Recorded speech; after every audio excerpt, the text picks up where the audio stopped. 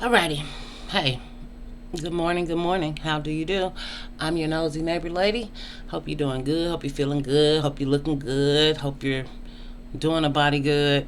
I saw a video, and there's a video right now that's circulating. I just see it circulating in the manosphere for the most part. They're pretty good about finding current videos and stuff.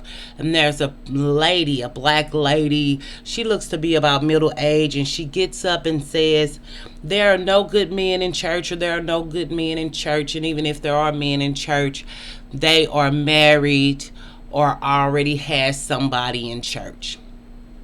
And then the pastor, to prove a point or to humble this black woman, or to prove a point or to disavow her standards, or to embarrass her, or to shame her, or to make a mockery of her, or to combat the gender war online, or to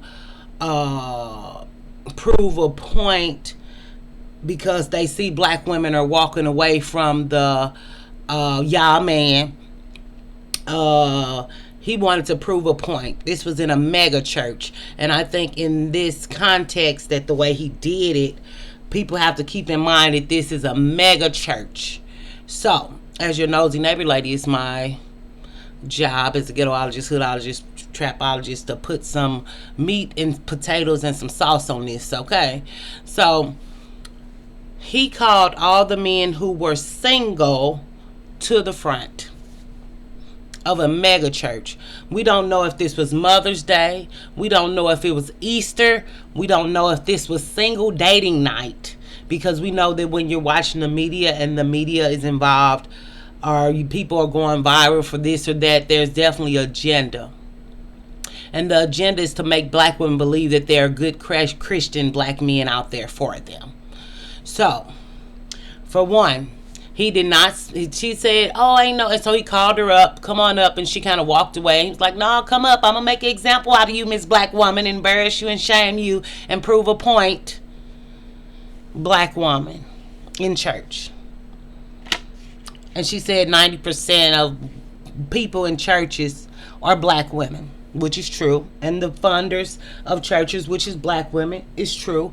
And I think that he did that because a lot of black women, everybody doesn't like the setting of a mega church. Everybody doesn't want to go to a mega church.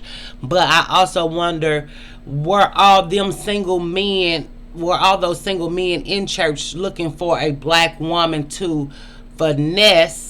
Because I often talk about that here when we go into Christianity. And you know I'm battling with my religion. Y'all can give me a like for transparency. But I'm battling with my religion. But we all know that black women go to church, poor black women go to church, as well as rich black women, high income black women, educated black women go to church.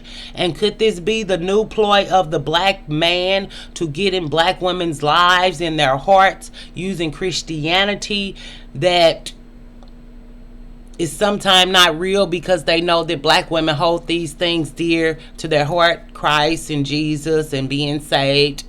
And is it still a ploy for men to look for women to come up off of, and to use religion against them and make them fall in love with who they think these men are? And me, as a Nosy Neighbor Lady show, I do believe that the black community as a whole has definitely capitalized and used religion against black women in a way that has been detrimental. Whether you believe or don't believe, it's not that conversation.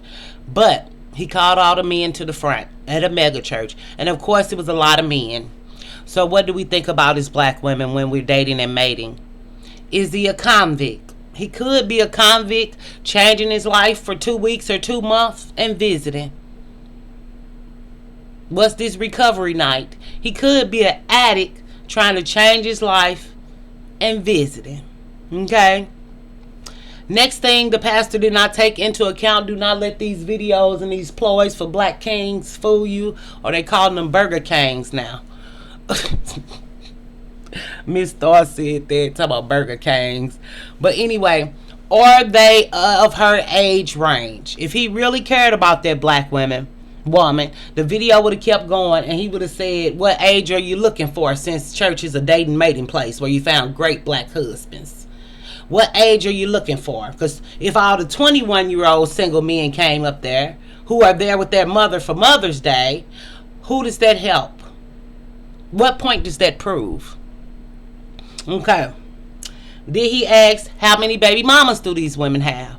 Since we're dating and mating at church now, something that black people really don't do, but sometimes black people do have sexcapades in churches. Yes, very deviant things happen in churches, worse than the street. Even when I was in church, I never want the church man, because I knew that they were men who traveled church to church to swindle and fool and sleep with as many women as they can, and then go to another church and do it if they were indeed single.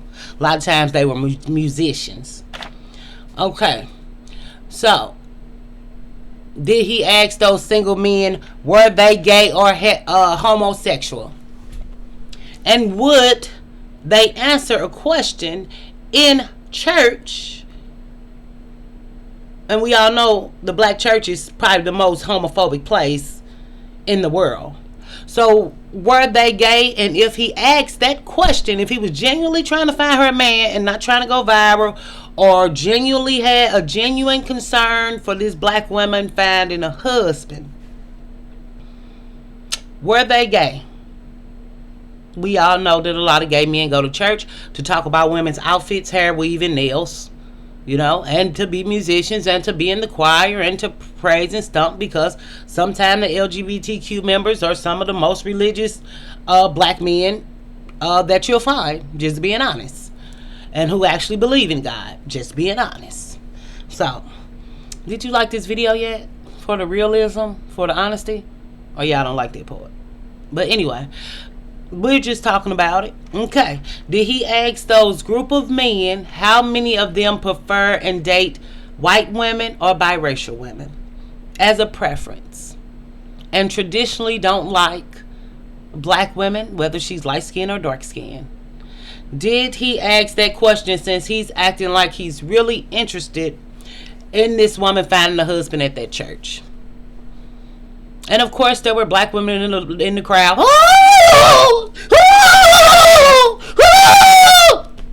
Because black women love to embarrass other black women and laugh at other black women and laugh at other black women's problems and sorrow and pain, so they could not see that this was a ploy against black women, orchestrated by a black preacher to embarrass and shame her for being single in the black church, and knowing that single black women are who they cater to the most. Did them black men who came up there, do they tithe? Do they tithe? Maybe she want a real Christian man who tithe. What if they get together and he don't want to tithe and she want to tithe? So is that a good Christian man? He did not ask how many of those single men were ready for a relationship or marriage.